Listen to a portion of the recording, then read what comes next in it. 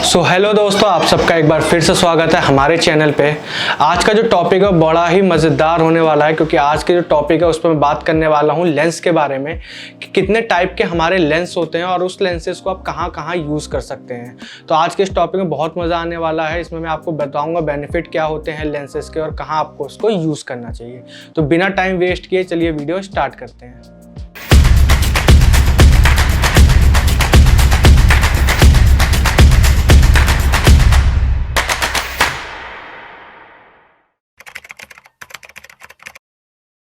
So guys, lenses जो होते हैं वो 3 टाइप के होते हैं। एक होता है वाइड एंगल होता है, एक होता है जो आपका प्राइम लेंसेज होते हैं और एक होता है जूम लेंस। ठीक है, तो आज हम इसी 3 लेंसेज के बारे में बात करेंगे और मैं इसमें आपको बताऊंगा कि कहाँ किसका यूज़ आप बेटर वे में कर सकते हैं।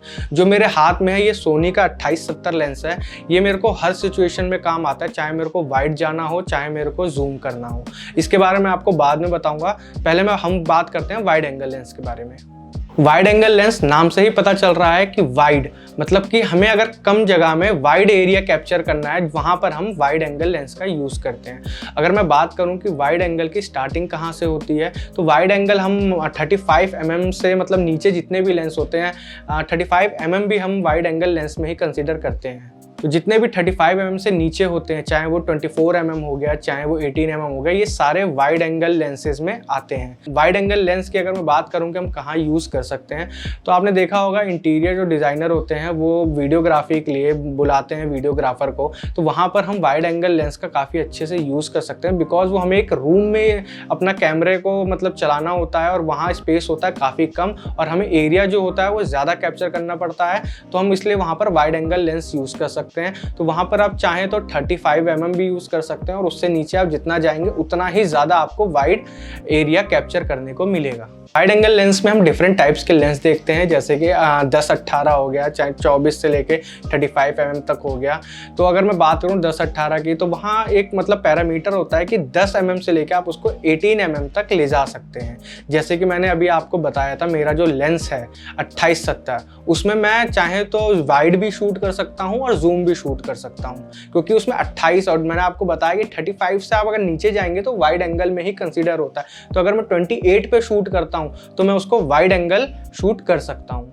अगर मैं बात करूं प्राइम लेंसेज की, तो प्राइम लेंसेज में आप फोकल लेंथ को आप हिला नहीं सकते हैं। मान लीजिए जैसे 28-70 मैंने आपको बताया, तो 28 से 70 तक जा सकता है मेरा। 28 वाइड है, 70 जूम है। बट प्राइम लेंस में ऐसा नहीं होता। प्राइम लेंस एक फिक्स लेंथ होती है 50 mm, उसमें उसी से आपको शूट करना है। अगर आपको जूम करना है या थोड़ा सा वाइड करना है तो आपको अपना कैमरा आगे पीछे ले जाना पड़ेगा। आप लेंसेज को कुछ मतलब ऑप्टिकल उसका चेंज नहीं कर सकते हो। बाकी लेंसेज से हमें प्राइम लेंस में ये बेनिफिट होता है, जो प्राइम लेंसेज होते हैं उसका जो अपर्चर होता है वो हमें काफ़ी मतलब ज़्यादा मिलता है। जैसे कि 1.8 हो गया, 1.4 हो गया, जो बाकी लेंसेज में स्टार्ट होता है 2.5 से या 3.5 से स्टार्ट होता है। बट प्राइम लेंस में क्या होता है, हमें ज़्यादा अपर्चर हमें मिलती है, जैसे कि 1.8, जिससे हम ज़्यादा पीछे हम अपना बोके इफेक्ट क्रिएट कर सकते हैं। जो भी लेंसेज हमें मिलते हैं और जिसके आगे प्राइम वर्ड यूज़ होता है उसको हम छेड़ नहीं सकते। जैसे कि 35 mm अगर प्राइम लेंस है, चाहे 50 mm है, चाहे 85 mm प्राइम लेंस है, तो वो एक मतलब फोकल लेंथ उनकी फिक्स होती है, उसको हम छेड़ नहीं सकते। अगर हम चाहें कि उसको 35 कर दें या बढ़ा दें तो वो नहीं होगा। वो सिर्फ एक जगह फिक्स रहता है, 50 हो गया चाहे 85 mm हो गया, वो उसी पे ही काम करेगा। आपको उसके अकॉर्डिंगली अपना कैमरा चलाना पड़ता है। प्राइम लेंस की मैं अगर बात करूं तो प्राइम लेंस हम कहाँ यूज़ कर सकते हैं। प्राइम लेंस से हम सिनेमैटिक वीडियोस चाहे बी रोल्स वगैरह बहुत ही अच्छे से हम शूट कर सकते हैं। बिकॉज जो इसका बोके होता है, जो इसका अपर्चर होता है, काफ़ी नीचे तक जाता है। जैसे कि 1.8 हो गया, ठीक है, 1.4 हो गया, इससे हमें काफ़ी अच्छा बोके इफेक्ट मिलता है और ये लो लाइट कंडीशन में बहुत ही अच्छा काम करता है, क्योंकि जितना ही अपर्चर आपका लो जाएगा उतना ही आपका मतलब उसमें लाइट ज़्यादा एंटर होगी। तो इसमें हमें काफ़ी अच्छा ही बेनिफिट होता है प्राइम लेंस का, कि एक तो ये हमें काफ़ी मतलब रीजनेबल प्राइस में मिलता है। 20,000-15,000 में हमें एक अच्छा सा प्राइम लेंस मिल जाता है और उसको हम मल्टीपल जगह पर यूज़ कर सकते हैं। चाहे बी रोल्स हो गया हमारा, चाहे अगर हम फोटोग्राफ कर रहे हैं तो हमें अच्छा बोके इफेक्ट मिल सकता है। हम लो लाइट में इससे बहुत अच्छी फोटोग्राफ्स ले सकते हैं। अगर मैं बात करूँ अपने नेक्स्ट लेंस की, तो वो जूम लेंस होता है। जूम से ही आपको पता चल रहा है कि आप मतलब फ़ोटो को जूम करके, मान लीजिए आप कहीं दूर बैठे हैं, वहाँ से आपको कोई मोमेंट कैप्चर करना है, ठीक है, और वो एरिया आपसे थोड़ा फार है, ठीक है, तो आप वहीं से बैठ बैठे बैठे अपना जूम लेंस यूज़ करके वो मूवमेंट कैप्चर कर सकते हैं। मैं जूम लेंस की बात करूं तो जितने भी 50 mm से ऊपर के लेंस होते हैं, चाहे वो 70 mm हो गया, चाहे 85 mm हो गया, वो सब हमारे जूम लेंस में कंसीडर किए जाते हैं। जैसे कि आपने देखा होगा कि 70-200 हो गया, ठीक है, ये हमारा जूम लेंस हो गया। अगर इसको हम और भी फोकल लेंथ बढ़ाते हैं 300 mm, 400 mm, 500 mm, तो वो सब हमारे जूम लेंस में आते हैं। बट जो 500 से ऊपर जाते हैं वो हमारे सुपर जूम लेंस में आते हैं। अगर मैं जूम लेंस की बात करूं तो जिसका भी आप फोकल लेंथ चेंज कर सकते हैं तो वो हमारा जूम लेंस में कंसीडर्ड होगा। जैसे कि मान लीजिए प्राइम लेंस में, जैसे मैंने आपको बताया कि उसका 50 mm जो होता है वो फिक्स होता है, बट जूम लेंस में ऐसा नहीं होता है। जूम लेंस में आप 50 है तो उसको आप 70 कर सकते हो, जैसे 70-200 है तो 70 से लेकर 200 आप बीच में कहीं भी उसको अपने अपने सिचुएशन के हिसाब से आप सेट कर सकते हो, तो वो हमारा जूम लेंस होता है। अगर मैं बात करूँ कि जूम लेंस हम कहाँ कहाँ यूज़ कर सकते हैं, तो जूम लेंस हम लोग वेडिंग में यूज़ कर सकते हैं, क्योंकि वेडिंग में आपने देखा होगा बहुत सारे लोग होते हैं वेडिंग में, तो हमें जहाँ जो हमारा मतलब मेन ऑब्जेक्ट होता है, जो मतलब ब्राइड और ग्रूम होते हैं, वहाँ तक पहुँचने के लिए मतलब काफ़ी मतलब भीड़ होती है। तो हम चाहें तो हम दूर से अपना मतलब खड़े होकर वहाँ से हम जूम लेंस अपना यूज़ करके हम चाहें तो मूवमेंट जो है कैप्चर कर सकते हैं। जूम लेंस का यूज़ हम वाइल्ड लाइफ फोटोग्राफी में भी यूज़ कर सकते हैं, बिकॉज वाइल्ड लाइफ जो फोटोग्राफर होते हैं वो एनिमल्स की पिक्स लेते हैं, तो वो उनके पास रह के नहीं ले सकते हैं, क्योंकि बहुत सारे एनिमल्स होते हैं वो काफ़ी वाइल्ड होते हैं। तो वो क्या करते हैं कि वो जूम लेंस यूज़ करते हैं और वो काफ़ी दूर से मतलब अपना मतलब जूम लेंस को यूज़ करके जो भी अपना मूवमेंट है उसको कैप्चर करते हैं। तो वाइल्ड लाइफ फोटोग्राफी में हम सुपर जो हमारा जूम लेंस होता है, जो हमारा 500 mm 600 mm तक जाता है, वो भी वाइल्ड लाइफ फोटोग्राफर यूज़ करते हैं। जैसे कि मैंने आपको बताया कि मेरे पास 24-70 जो लेंस है, वो देखिए मैंने बताया कि 50 mm से ऊपर अगर आप जाते हो तो वो जूम लेंस में कंसीडर होता है। तो देखिए मेरे पास 28-70 है, तो 28 मेरा हो गया, आपका वाइड हो गया, 50 उसमें प्राइम है ही है। उसके बाद से अगर मैं 70 तक उसको जूम करता हूँ, 70 mm तक, तो वो मेरा वाइड में आता है। तो ये मतलब बहुत ही अच्छा लेंस है। अगर आप 24-70 लेते हैं तो काफ़ी 28-70 लेते हैं तो काफ़ी मतलब आप तीनों वे में उससे काम कर सकते हैं। अगर मैं अपने नेक्स्ट लेंस की बात करूं तो वो आता है मैक्रो लेंस। नाम से ही पता चल रहा है मैक्रो मतलब कि आप मैक्रो सबसे समझ जाओगे कि मतलब मैक्रो होता है छोटी छोटी चीज़ें होती है ना, उसको हम कैप्चर करते हैं। जैसे कि इंसेक्ट हो गया, चाहे आप देखते होगे पत्तों पे जो बूंदें होती है, ठीक है, उसको हम कैप्चर करते हैं, ठीक है। तो वहाँ पर माइक्रो लेंस का यूज़ होता है, ठीक है। बट माइक्रो लेंस के अंदर आप जब भी परचेज करें एक चीज़ देख लें कि उसका डिस्टेंस कितना है, क्योंकि जो लेंस हो जब भी आप परचेज करोगे उस पर उसका डिस्टेंस लिखा होता है। जैसे कि 0.9 फीट हो गया, चाहे 0.8 फीट हो गया। मान लीजिए एक फीट का मेरा मतलब जो लेंस है वो मेरे को मतलब प्रोवाइड करता है डिस्टेंस अपने फोटोग्राफी में।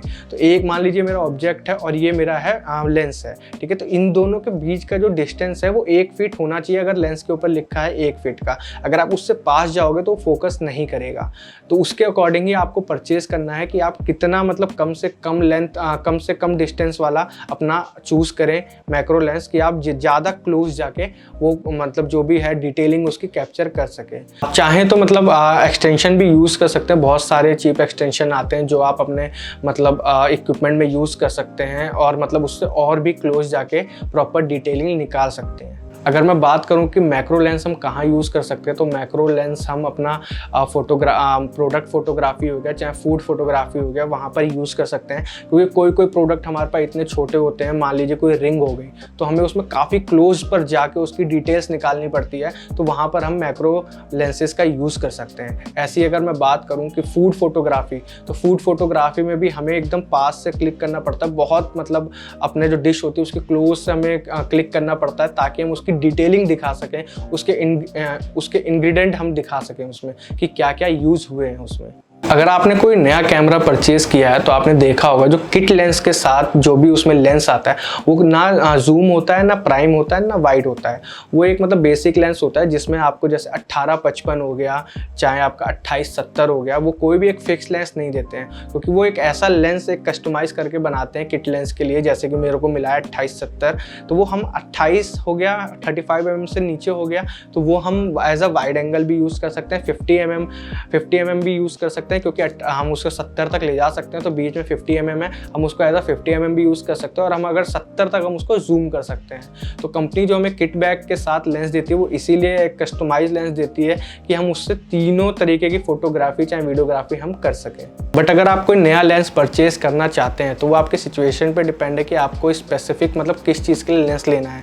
बट अगर आप मेरे ओपिनियन से लेंस लेना चाहते हो तो आप प्राइम लेंस में इन्वेस्ट कर सकते हो, क्योंकि प्राइम लेंस में हमें सबसे अच्छा बेनिफिट क्या मिलता है कि हमें अपर्चर काफ़ी वाइड मिलता है। तो उससे बेनिफिट ये आ जाता है कि हमारे पास जो क्रिएटिविटी है वो बढ़ जाती है।